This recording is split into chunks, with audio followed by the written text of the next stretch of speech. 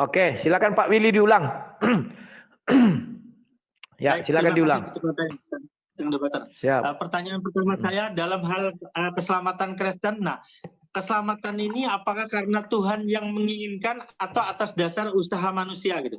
Karena ada orang tertentu yang dipilih Tuhan, sementara ada juga yang tidak dipilih gitu. Nah, bagaimana kita sebagai manusia biar dipilih Tuhan gitu untuk mendapatkan keselamatan? Terima kasih, sang debater. Oke, kita lihat dulu asal-usul penciptaan manusia. Kenapa Tuhan harus menciptakan manusia? Karena dia menyatakan dirinya bahwa dia adalah kasih. Kalau tidak ada yang dikasihinya, bagaimana dia menyatakan kasihnya? Nggak bisa. Makanya dia menciptakanlah ciptaannya manusia. Agar dia bisa menunjukkan kasihnya kepada manusia. Dan ada yang mengasihi dia. Nah, satu hal yang dalam tanda petik saya selalu mengatakan kekurangan Tuhan itu hanya satu, yakni firman-Nya kekal. Tidak seperti manusia bisa diganti-ganti, bisa dicabut-cabut ya. Firman Tuhan itu kekal. Maka ketika si Adam di dalam taman itu, dia kan berdosa, ya. Setelah memakan buah itu dia jatuh ke dalam dosa. Karena kasihnya Tuhan, tidak diizinkan si Adam tinggal di taman itu. Apabila dia tinggal di taman itu, maka dia pasti akan mati. Karena firman itu kan Kejadian 3 itu, Kejadian 2 ayat 17 kan jelas. Pada hari engkau memakannya, engkau akan mati. Ini mohon maaf Pak ya. Saya mengatakan Taman Eden itu di surga. Kalau Kristen lain mengatakan lain, silakan.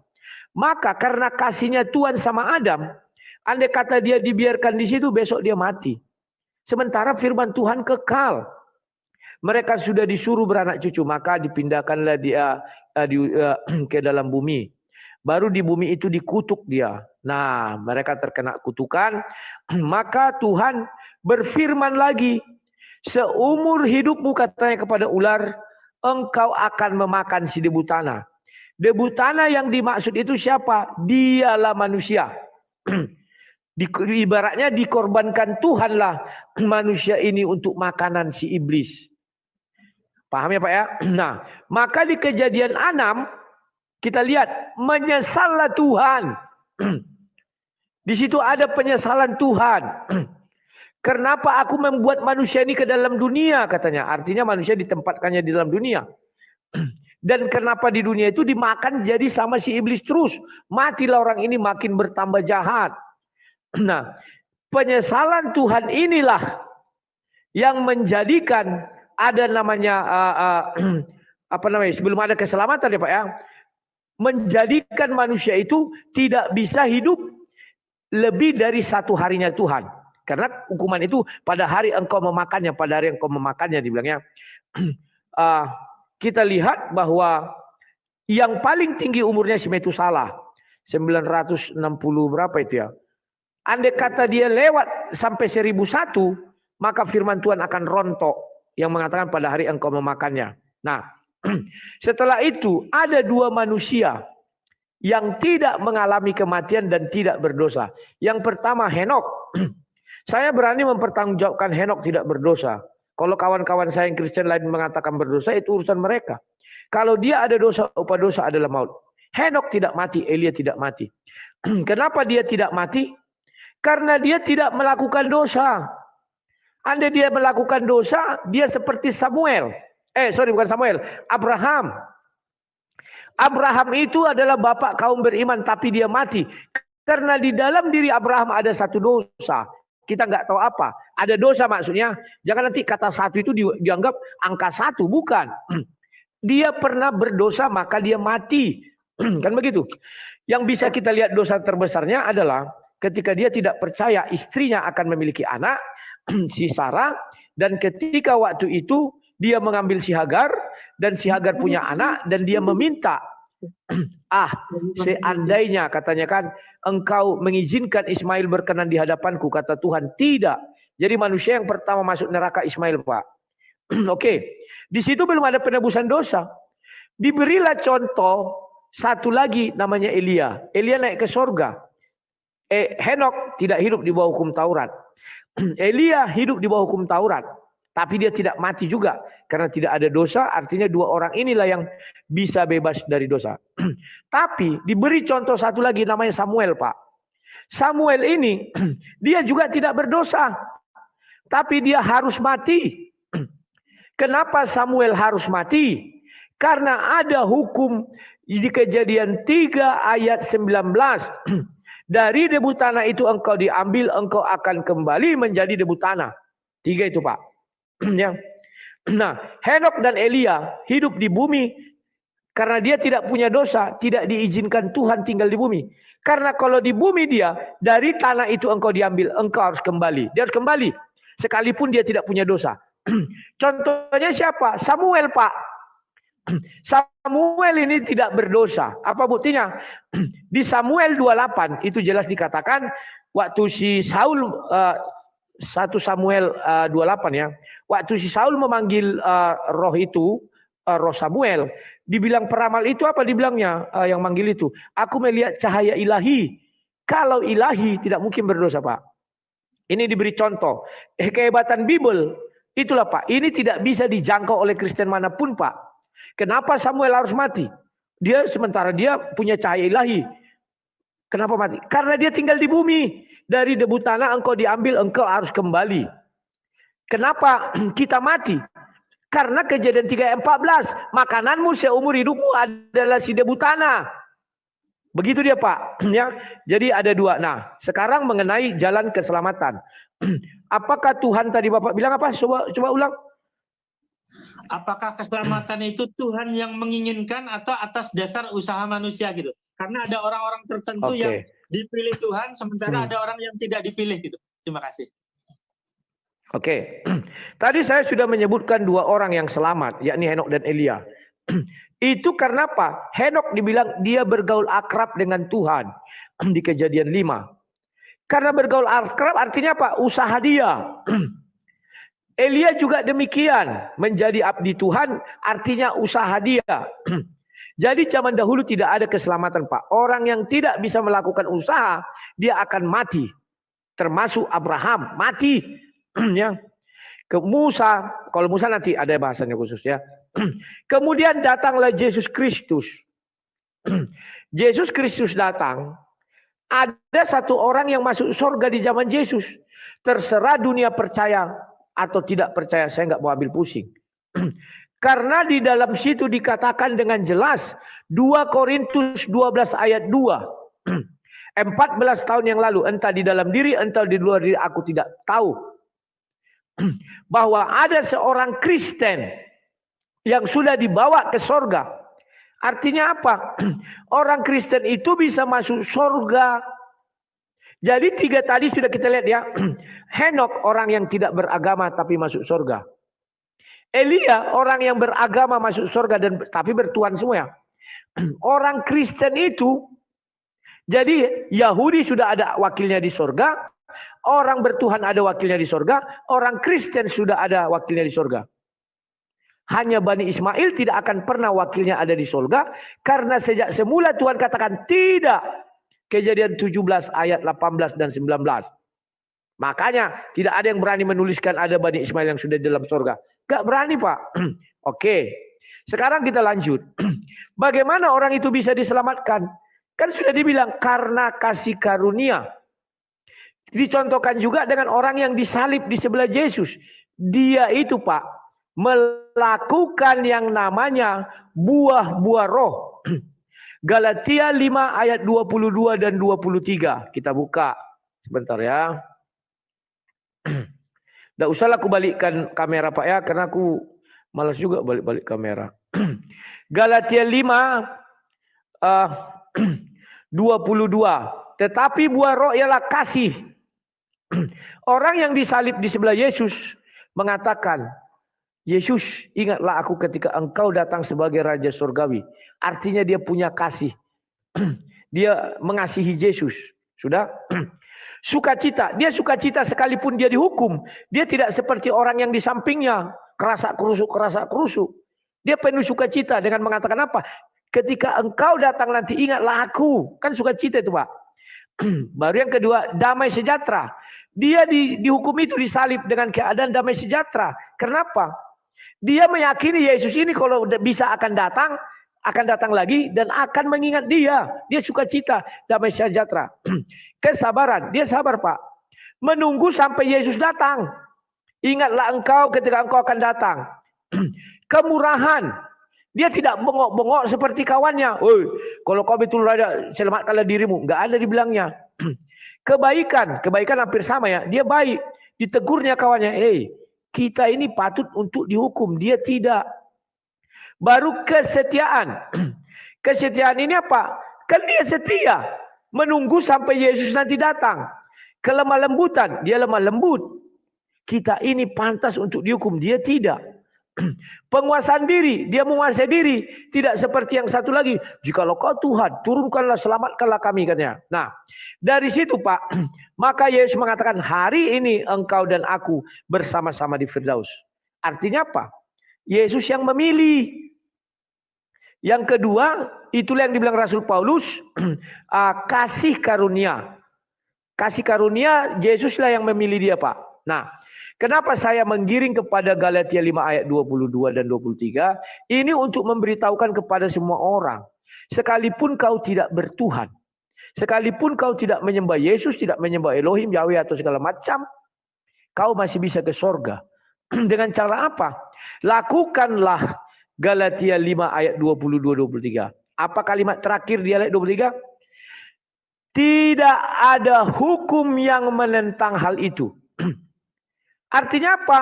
Mau kita penyembah batu, mau kita penyembah kerbau, mau kita penyembah kertas, di akhir hidup kita mampu kita lakukan 9 buah roh ini, tidak satu hukum pun menentang hal itu katanya. Luar biasa nih Pak. Termasuk hukum Yesus, termasuk hukum Yahweh, termasuk hukum Musa. Pertanyaannya, ada nggak manusia yang sanggup? Nah itulah nggak ada Pak sampai hari ini. Terima kasih Pak, silakan.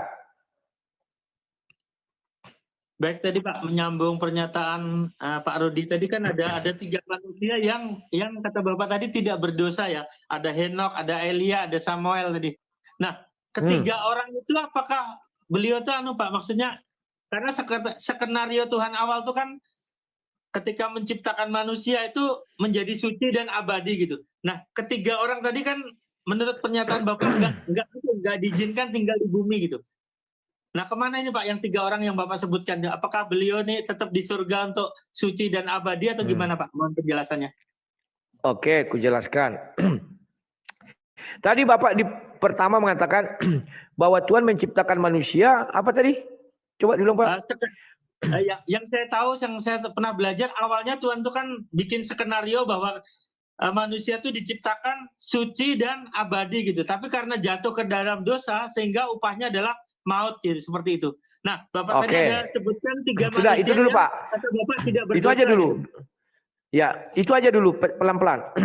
Bahwa Tuhan menciptakan manusia, konsepnya bahwa manusia itu tidak akan berdosa. Konsepnya bukan tidak akan Pak. Tetapi konsep awalnya dia tidak berdosa. Kalimat tidak awal itu tidak ada. Kenapa? Karena Tuhan menumbuhkan pohon pengetahuan. Justru Tuhan menciptakan manusia supaya bisa berdosa. Kenapa begitu? Diciptakannya pohon pengetahuan. Kalau konsepnya manusia diciptakan untuk tidak berdosa, ngapain ada pohon pengetahuan? Karena itulah Tuhan menciptakan pohon pengetahuan, artinya manusia itu diciptakan Tuhan, bisa berdosa, bisa tidak.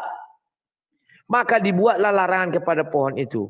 Pada hari engkau memakannya, engkau akan mati. Jangan katanya. Jangan itu sebuah pilihan. Kalau dia memilih, maka dia akan mati. Kalau tidak memilih, dia hidup selamanya. Nah itu Pak, yang pertama. Yang kedua, apa tadi Pak? Ada 3 manusia. Tadi Bapak jadi dirubah Pak ya. Tidak pernah Tuhan menciptakan manusia agar tidak berdosa. Nggak ada itu. Pembohong itu kalau ada yang bilang gitu. Betul. Silakan. Nah, tadi Bapak ada sebutkan ada 3 manusia yang tidak berdosa tadi ya. Henok, Elia, sama Samuel. Nah dia ditempatkan di mana Pak itu? Apakah tetap di bumi seperti kita atau di surga gitu? Karena dia tidak berdosa. Oke, aku jawab. Tahu aku. Henok dan Elia sudah dibawa Tuhan, dibuat di dalam ayat itu ke sorga. Tetapi Rasul Paulus mengatakan bahwa sorga itu ada 3 tingkat. Ya kan? Tingkat pertama itulah kerajaan. Kalau kita misalnya di Inggris itu Buckingham. Tingkat kedua adalah Eden. Kalau bisa kita jelaskan itu adalah Liverpool. Tingkat ketiga adalah Firdaus. Kalau kita jelaskan itu adalah Manchester. Jadi 3 tingkatan. Nah, di dalam Yohanes Wahyu 2 ayat 7, siapa yang mendengar nanti akan kuberi pohon kehidupan dari Firdaus. Bahwa manusia itu hidupnya di Firdaus, Pak. Henok dan Elia sudah di Firdaus. Makanya Yesus mengatakan, aku turun dari surga belum melihat satu orang pun di dalam surga. Orang mengatakan, wah Henok dan Elia belum ke surga. Mereka keliru. Kenapa? Karena Yesus mengatakan apa? Aku berasal dari kerajaan surga. Dia dari kerajaan, bukan dari Taman Eden, bukan dari Firdaus, tapi dari Buckinghamnya. Tentu dia nggak melihat di sini. Dikatakannya belum ada yang turun dari Firdaus, belum ada dari ini, belum ada. Tapi dari kerajaan surga ya Yesus. Nah itu Pak. Kemudian Samuel itu juga di dalam 1 Samuel 28 dia adalah orang suci Pak. Dia memiliki cahaya keilahian. Pada saat itu Samuel harus tinggal di bumi agar Tuhan bisa menerjemahkan hukuman-hukuman yang diberikan mulai dari Kejadian 3 ayat 14 dan ayat 19. Hanya 2 itu yang mau dibuktikan. Kejadian 3 ayat 14 itu manusia mati kayak saya dan mungkin Bapak. Itu karena saya dimakan iblis karena dosa. Tapi Samuel bukan karena dimakan iblis, Pak. Tapi karena Kejadian 3 ayat 19. Dari debu tanah engkau diambil, engkau akan kembali. Udah. Nah, Samuel mati, dia wajib turun ke dalam kerajaan maut. Makanya dibilang di situ, saya melihat cahaya keluar dari bawah tanah dalam maut itu ya. Nah, maka dia tidak boleh langsung ke surga. Dia terpenjara tetap di dalam tanah. Nah, maka dari itu Yesus turun. Di Matius 27 ayatnya 53, dia membuka penjara-penjara itu sehingga orang-orang suci, termasuklah di dalamnya Samuel, termasuklah Nuh, termasuklah Abraham dan lain-lain itu, sehingga mereka menuju surga langsung. Itu Pak, terima kasih. Jelas banget Pak Rudi. Oke, saya lanjutkan dikit Pak. Dan satu yang tentang penebusan dosa Pak. Jadi penebusan dosa yang ditebus Tuhan Yesus itu apakah dosa turunan atau dosa yang sedang berjalan sampai saat ini Pak? Seperti itu. Atau dua-duanya gitu. Terima kasih. Siap. Ya. Ya, tadi saya masuk di roomnya si Bom juga kebetulan berbicara tentang penebusan dosa ini. Oke, saya jelaskan. Tapi sebelum saya jelaskan, saya iklan dulu di YouTube ya sambil minum. Minum dulu Pak. Slow. Nanti kerongkongan kering. Tidak bisa malam mengajar. Oke. Penebusan dosa. Di dalam Kejadian 2 ayat 17. Yesus mengatakan begini. Pada hari firman bilang begini. Jangan engkau sentuh buah pohon pengetahuan ini. Pada hari engkau memakannya atau menyentuhnya, engkau akan mati. Di situ ada 2 Pak. Yang pertama kalimat jangan. Apabila dilakukan itu namanya dosa perbuatan. Jadi Adam ini memiliki satu dosa perbuatan. Dia sudah ada kata jangan tapi dilakukan dia. Ya. Kemudian yang kedua, dosa waris. Apa dosa waris itu? Kejadian 3 ayat 19, yakni hukuman, mati. Kita mau warisi kematian dari Adam. Kan pada hari engkau memakannya engkau akan mati. Jangan katanya, jangan itu adalah dosa perbuatan, memakan buah itu adalah dosa waris. Oke. Sekarang semua manusia jadi meninggal. Banyak kekeliruan di dalam orang Kristen yang tidak paham bahwa kematian Yesus di kayu salib untuk menebus dosa manusia. Kan itu ucapannya. Kalau kita lihat baik-baik di Matius 26 ayat 28, aku bacakan dulu. Matius 26 ayat 28 dikatakan begini. Sebab inilah darahku, darah perjanjian yang ditumpahkan bagi banyak orang untuk pengampunan dosa. Jadi yang pengampunan dosa itu bagi banyak orang itu adalah darah Yesus. Bukan kematian Yesus kayu salib. Orang banyak keliru. Nah, dosa mana yang diampuni di sini? Itulah dosa perbuatan. Makanya perjamuan kudus atau perjamuan malam dilakukan ketika manusia hidup. Kita hidup melakukan perjamuan. Kalau udah mati nggak bisa lagi, Pak. Oh, ini dosa perbuatan ya. Nah, sekarang dosa warisnya di mana ditebusnya? Kan begitu. Nah, kita lihat di Kejadian 3 ayat 15. Aku akan mengadakan permusuhan antara engkau dan perempuan ini, antara keturunannya dan keturunanmu. Keturunannya akan meremukkan kepalamu, katanya. Kapan itu diremukkan? Di Matius 27, Yesus itu kan pada hari ke-40 dibukanya kerangkeng-kerangkeng. Artinya apa? Di situ Yesus sudah mengalahkan alam maut. Jadi Yesus turun ke dalam kerajaan maut, itulah untuk mengalahkan dosa waris. Tetapi pertanyaannya, mengapa kita sampai hari ini mati? Siapa bilang kita mati hari ini? Baca ini Pak. Ya. Nah, makanya kita harus paham. Ya, 1 Tesalonika 4 ayat 14 dikatakan, karena jikalau kita percaya bahwa Yesus telah mati dan telah bangkit, maka kita percaya juga bahwa mereka yang telah meninggal dalam Yesus akan dikumpulkan Allah bersama-sama dengan Dia. Jadi siapa orang yang percaya dengan Yesus, Pak, terutama yang mati martir, itu langsung dikumpulkan. Tidak ada lagi dia masuk ke dalam kerajaan maut, gak ada. Lah yang dari kerajaan maut itu bagaimana? Itu di hari akhir.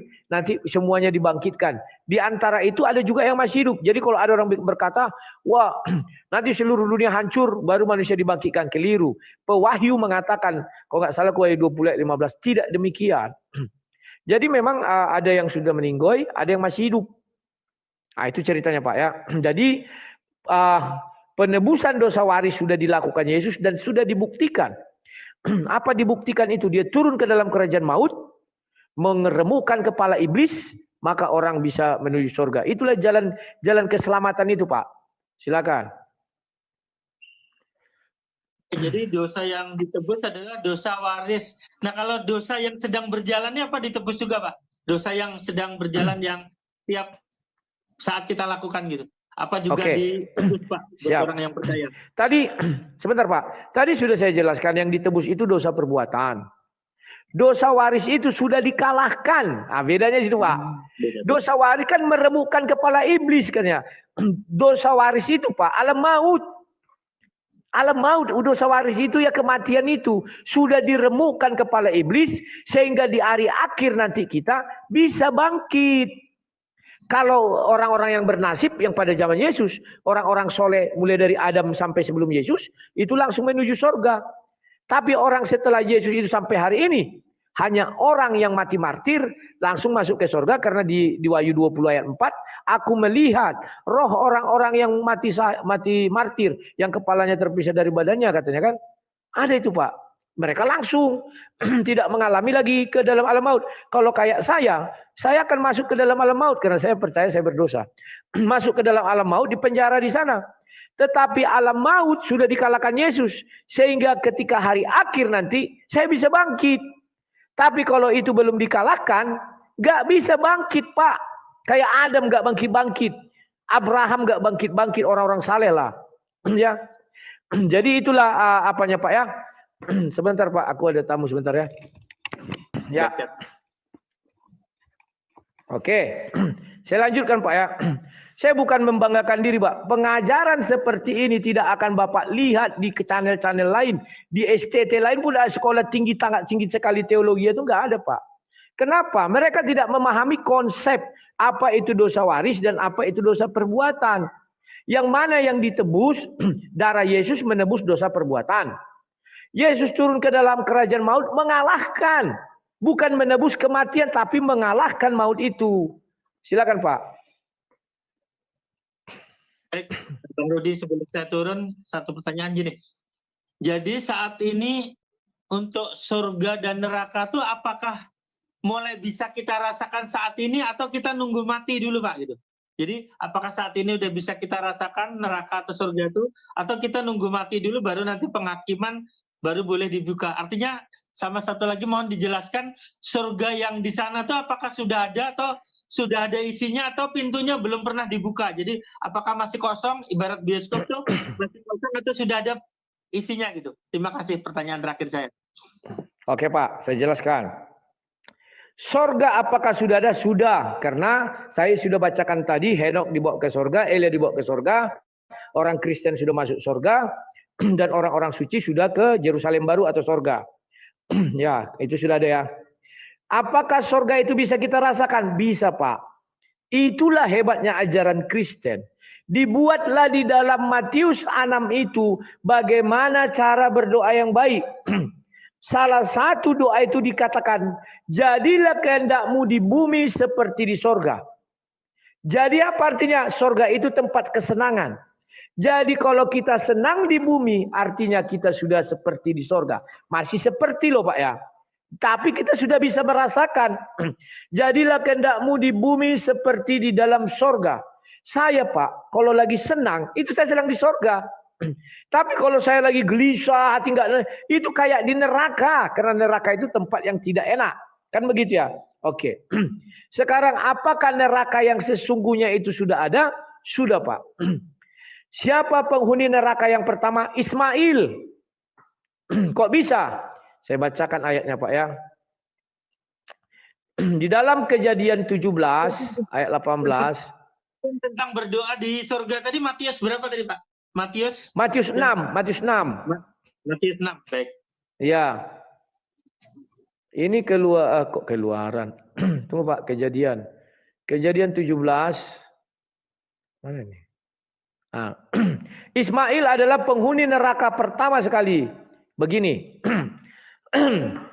Lihat ya, ayat 18. Dan Abraham berkata kepada Allah, sekiranya Ismail diperkenankan hidup di hadapanmu. Ingat Pak ya, hidup di hadapanmu. Sorga artinya kita hidup di hadapan Tuhan. Di bumi kita menyembah Tuhan artinya kita hidup di hadapan Tuhan. Ya Pak ya. Apa jawab Tuhan? Ayat 19. Tetapi Tuhan Allah berfirman, tidak. Tidak katanya. Gak mau dia Ismail itu hidup di hadapannya. Baik di bumi maupun di sorga. Melainkan istrimu Sarah yang akan melahirkan anak laki-laki bagimu. Dan engkau akan menamai dia Ishak.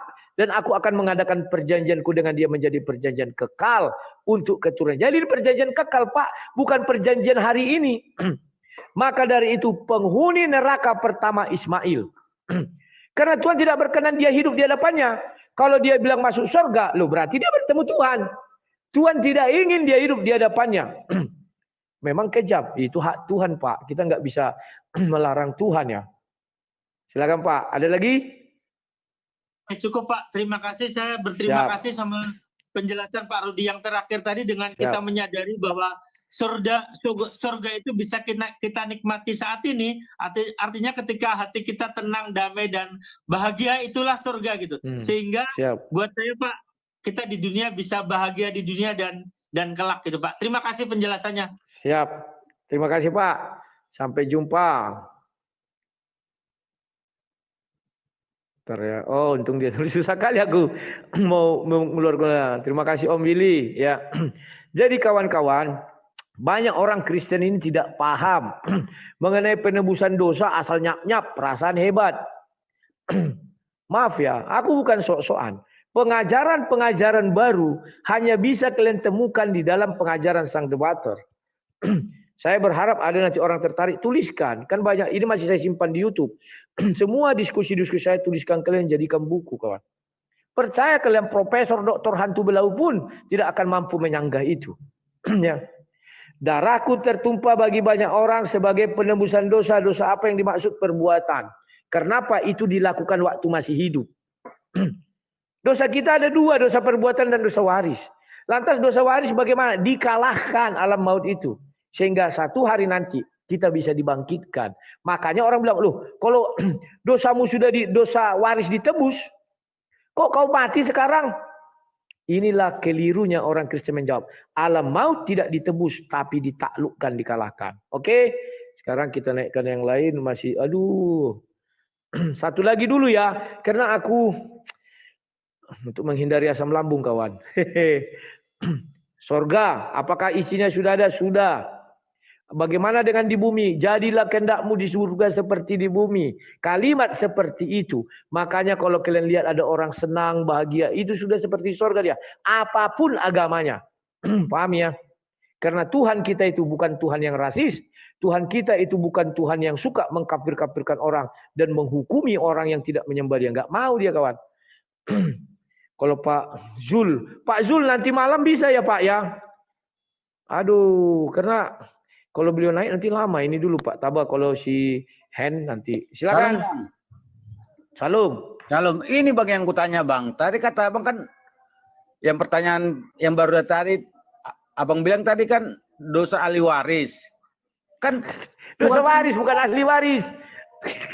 Nah, dosa waris. Nah, dosa waris. Kan Tuhan kena ada berbicara di Alkitab. Tuhan kita adalah pencemburu yang membalaskan dosa sampai keturunan ini. Gimana itu Bang? Oke. Tunggu aku bukakan ayatnya Ulangan. Ulangan 5. Ulangan 20 apa ulangan? Bentar ya. Ya, ini. Mulai ayat 9 ya, Ulangan 5 ayat 9. Jangan sujud menyembah kepadanya atau beribadah kepadanya sebab aku Tuhan Allahmu, Allah yang cemburu, yang membalaskan kesalahan bapa kepada anak-anaknya dan kepada keturunannya yang ketiga dan keempat dari orang-orang yang membenci aku. Iya. Memang Tuhan akan marah kalau kita menyembah berhala ya. Ya, maka akan kena anak kita sampai keturunan ketiga dan keturunan keempat. Itu masih 4 turunan. Ismail selamanya kawan, kekal. Tidak bisa. Makanya keturunan Ismail itu banyak penyembah berhala. Ya, baik berupa batu, berupa kayu, berupa apa, banyak. Ya. Maka dari itu bagaimana dengan orang-orang ini dikaitkan dengan mungkin Galatia 5 ayat 22 ya. Lihat saja orang yang disalib di sebelah Yesus. Ini kan perjanjian lama. Perjanjian lama memang begitu. Tuhan itu memiliki ketegasan, kasihnya ada, tapi hukumannya ada.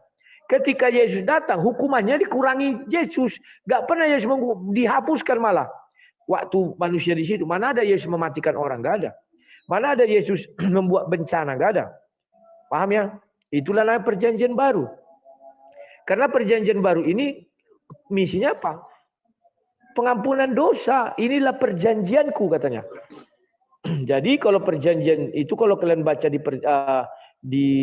perjanjian baru, perjanjian itu hanya itu aja, nggak ada yang lain. Paham ya? Silakan. Ya. Sedikit lagi. Maka ketika zaman Yesus tidak ada lagi dibalaskan keturunan kedua, ketiga, nggak ada lagi. Silakan. Oh ya gitu ya. Tapi dengan dunia nyata ini Bang, kalau kita lihat gitu orang-orang yang udah yang menyembah berhala sampai sekarang masih diterapkan kayaknya itu Bang, kena kok juga Bang. Kenapa? Ya Tuhan membalaskan dosanya sampai keturunan sampai keempat kan gitu. Enggak itu. Itu karena kita sekarang ini manusia sama ya. Kita juga kalau sakit, apakah itu dikenakan juga Pak? Saya menyembah Tuhan misalnya. Kan tidak. Setelah Yesus datang, yang itu enggak ada lagi. Makanya orang yang disalib di sebelah Yesus, kenapa dapat pengampunan? Memang pada saat itu sudah ada dikatakan dia beragama, kan tidak? Karena tidak ada dikatakan beragama, dan kalau beragama dia tentu kenal Yesus ini, tentu kenal firman Tuhan. Gak ada diucapkannya satu firman Tuhan. Dia hanya berkata, ketika engkau nanti datang ingatlah akan aku. Hanya itu aja. Oh. Silakan. Iya ya. Ya Bang, cukup Bang. Makasih ya Bang ya. Oke. Atas penjelasannya. Ya. Shalom. Yo, shalom.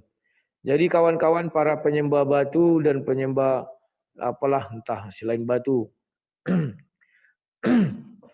Percayalah kalian, Yesus masih mengasihi kalian. Maka diperintahkanlah kami untuk menjadikan kalian murid. Aku datang untuk mencari orang yang memanggil orang berdosa. Paham kalian? Itulah hebatnya Yesus. Dia datang memanggil orang berdosa. Oh, kok baru sekarang Yesus? Tidak, sejak semula Tuhan memanggil Adam yang berdosa. Adam, di manakah engkau? Kejadian 3 mulai dari 8 itu. Bukan dia nggak tahu Adam di mana, tahu, tapi karena dia sejak semula memanggil orang berdosa, mencari orang berdosa, mencari orang berdosa. Ya, kawan-kawan, ini asam lambung sudah mulai naik, aku udah mulai agak keringat dingin. Kita makan dulu, kita. Saya mau makan dulu, kalian kalau makan silakan. Nanti kita lanjut lagi malam ya. Ya, sekian dan terima kasih, sampai jumpa. Salam sang debater.